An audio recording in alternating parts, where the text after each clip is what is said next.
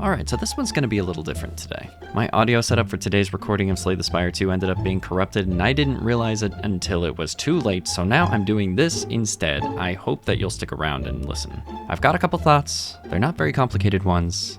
I hope you hear me out. For anyone who doesn't know, MegaCrit, the creators of Slay the Spire 2, just put out their first patch notes. Those patch notes had a bunch of nerfs to some of the characters. Their stated goal was to make infinites less achievable in the game, and to that end, they hit a bunch of cards that I like.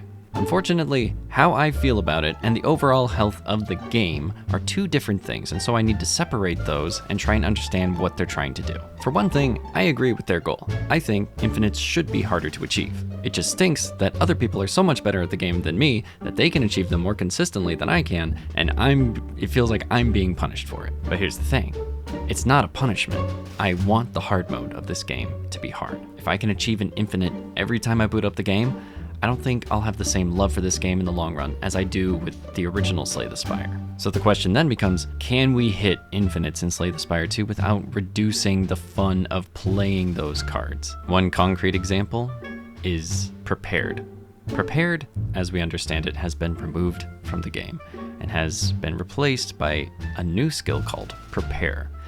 Prepare costs 1 energy. It discards 2 cards, no longer draws any cards, and then on the next turn, they gain 2 energy, or 3 at upgraded levels. That's pretty rough, because Prepared was one of the main cards I used on the Silent to draw and discard cards. And so seeing that completely change, it now has a energy cost associated to it. That's rough. That's rough to see. Another example is Regent's Glow card, where instead of drawing 2 cards this turn, you draw 1 card this turn and then 1 card next turn. This one isn't as big of a change. You're still drawing the same amount of cards, you're just not drawing them at the same time. It still hurts, it's still a nerf, but it's not as big a change as Prepare. But let's think for a moment about why they are choosing to do this nerf to these cards. The answer is, it's too easy to just draw a bunch of cards and then get a bunch of rewards for it right now. Card draw in this game is already very strong. They have to do something, or the overall health of this game is going to suffer. I think it's okay if we let them cook a little bit. So, we will see what changes make it out of beta. A lot of the other changes are just slight damage increases or decreases for cards, or block increase or decrease. HP increase or decrease for cards. It's fine. Just level tweaking, right? I think as a community though, we should hold off on doing something like review bombing the game. I don't think that this is the right solution to what we're seeing. I don't think it's healthy for us to try and punish the dev team every time they want to change something that we care about a lot. This game is in early access. They need to be able to try things. They need to be able to tweak their game to make it what they want it to be. And that means that we're not always going to be happy about what they're changing, but we also need to understand that these changes aren't necessarily permanent. They're listening to the feedback of the community. We don't need to punish them.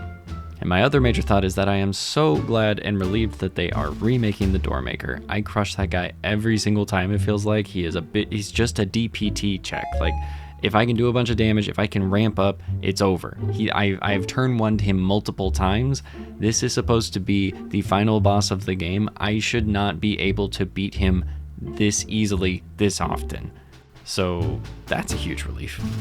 My main suspicion right now is that he wasn't ready at launch, and so this is actually who the Doormaker was going to be at launch if they had had the time to do it.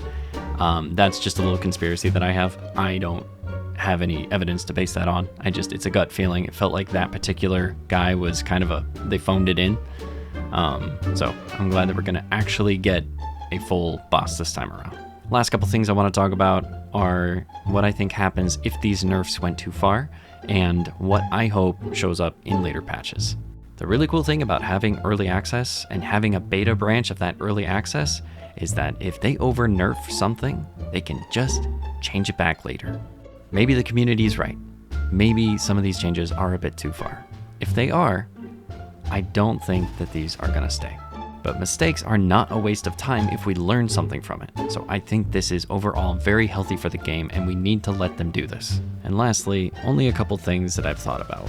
One is, it would be cool if we could share gold with each other somehow in the game. Like if there's a relic of some kind that I can put money into, and then it'll give someone else that gold, and then I can no longer get it back, but it's like a one-time use or something. Because part of what they did in this patch is they made relics cheaper, which I think is an overall net benefit for, obviously, for everyone, but things were expensive out there, so I'm really glad to see that. And so just having more ways to like help each other out. I love that we can mend each other at rest sites. I wish we could share something at the shop so that we can help each other buy things that we really want. So that's one thing that I would love to see. The other thing I want to see more of is ancient blessings, particularly powerful ancient blessings. It allows the game to have a lot more variance without being abusable, because I can't rely on a specific ancient blessing to show up 1 in 3 runs, right? Maybe it shows up 1 in 10 runs, but when it does show up, it feels so good to see it and be like, oh my gosh, I could make that fit with this particular deck, or oh, that's exactly what I needed. This is gonna make my run feel so much better. It adds variance, it's fun, it's rewarding, and it would just make a component of the game, being the ancients, feel even more impactful. I really like it, and I want to see more of it. So, sorry again about today's upload. Let me know what you think about these changes. Let me know what you think about what I think would make the game better. Like, comment, subscribe if you enjoyed this content. I upload every single day. This is my other job right now. I'm trying to build something. So, yeah, I hope to see you next time, and take care.